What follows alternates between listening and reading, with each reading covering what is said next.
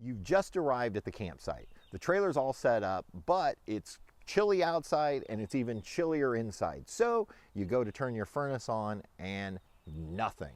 Hey everyone, my name's Patrick and I've been doing this thing we all love called RVing for 17 years now. And you know what? That story is a true story. It happened to us. And trust me, we started to go into a panic because the first thing we were worried about was not having heat and it was going to be cold out. And the second thing was, when will we be able to get our RV into a dealership? It literally can take weeks, if not months, to get your RV worked on today. So let's talk about how we can diagnose the problem and potentially have our furnace up and running within just a short period of time.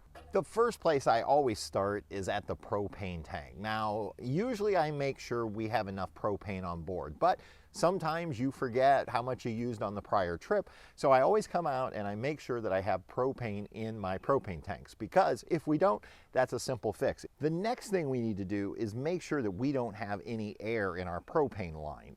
You could have a brand new cylinder full of propane on your RV, but if there's any air in that line, it may not allow for a continuous flow to your furnace, thus not allowing it to start. So the easiest way to make sure that your propane does not have air in the lines is run on inside, light your stove, and once it has a good flame and it's burning steady, then we know it's good to go. And we can try firing up the furnace again.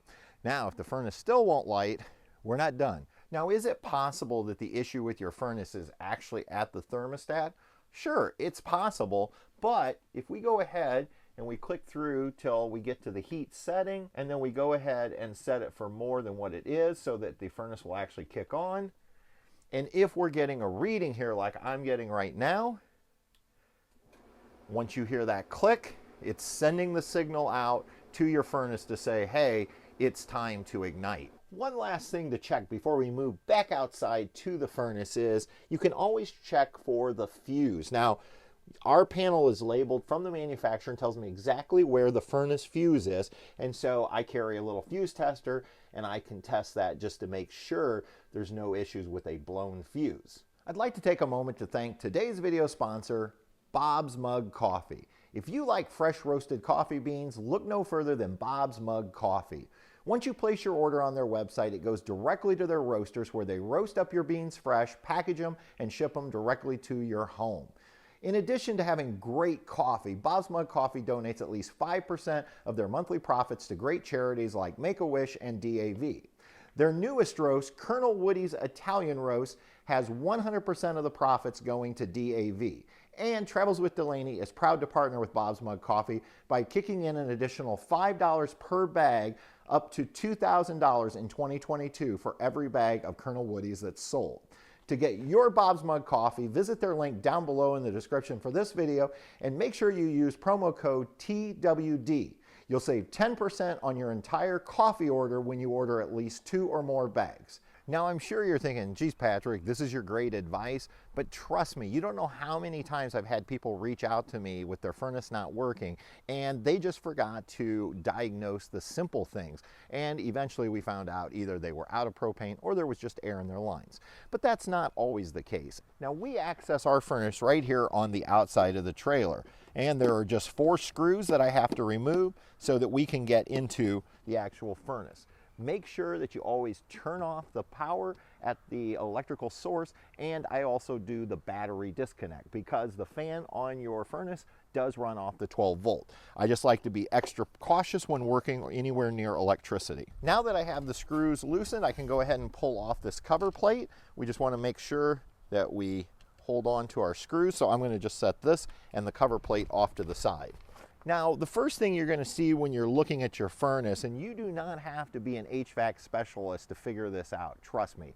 I have not much skills in the way of HVAC, but these are some simple skills that I have learned that may be useful to you. The first thing is right here, you're going to see on our furnace a reset switch. So I'm just going to go ahead and flip that off. I typically wait about 30 seconds, and then I'm going to flip that back on and go back into the thermostat and try firing up the furnace. Now, it is possible, and we've had this happen before, where for some reason something tripped that, and when I reset it, the furnace fired up and it worked fine the rest of the trip. But If that doesn't solve your problem, then the next thing that I typically think is going to be an issue is going to be what's known as the sail switch. And that's going to be located right here on the fan.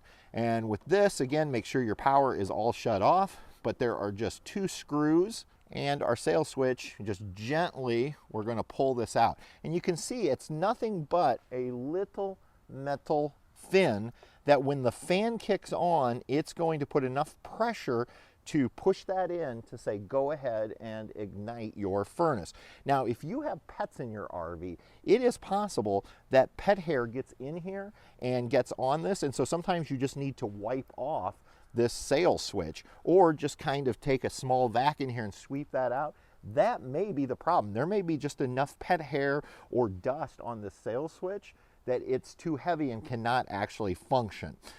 But it is possible that it goes bad, and these do go bad. So I recommend just going ahead and purchasing an extra one and carry it with you at all times. That way, if it is bad, you can actually replace this. It's just 2 wires. Pull those wires off. Remember which one went where. Pop those back on, put it back in, and you are good to go. Now we have made sure we have propane, the propane's working, the sail switch is clean, or we've replaced the sail switch, and we're still not getting our furnace to work. Most likely then it's this little guy. Yep, that little thing, not much bigger than my thumbnail. That is a limit switch, and so I carry an extra limit switch, because typically if there's a problem with your furnace, there's a pretty good chance it's either the sail switch or the limit switch. Now the limit switch on ours is a little more difficult to get to.